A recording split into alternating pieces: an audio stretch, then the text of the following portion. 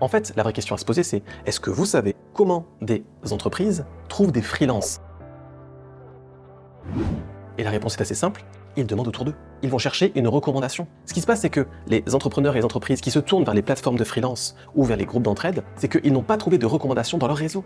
Ils ont peut-être demandé à 1, 2, 3 personnes, tiens, est-ce que tu connaîtrais pas un bon webmaster? Et quelque part, personne leur a dit, ah oui, moi j'ai une pépite, je peux te la présenter. Non. Donc, par dépit, ils vont chercher pour sélectionner, et en plus, il n'y a pas un grand degré de confiance. C'est pour ça qu'ils vont essayer d'être sur la retenue, pour ne pas donner trop de budget, pour ne pas se faire arnaquer, ou pour ne pas tomber sur un freelance qui va peut-être mal faire le travail ou ne pas le faire du tout et se barrer avec l'argent. Donc en fait, les bons clients travaillent à la recommandation. Et c'est pour ça que certains freelances n'ont pas à se poser de questions, parce qu'en réalité, ils ont réussi à lancer le bouche à oreille. Ils ont peut-être eu, dès le début de leur carrière de freelance, quelqu'un qui leur a ouvert leur réseau.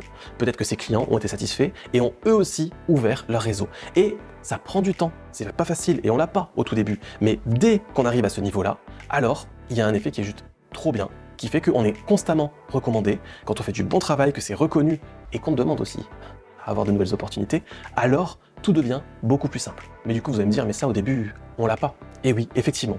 Et donc, on ne peut pas miser au-dessus au début, il nous faut quelque chose d'autre pour démarrer, pour au moins lancer le mouvement initial de cet effet boule de neige.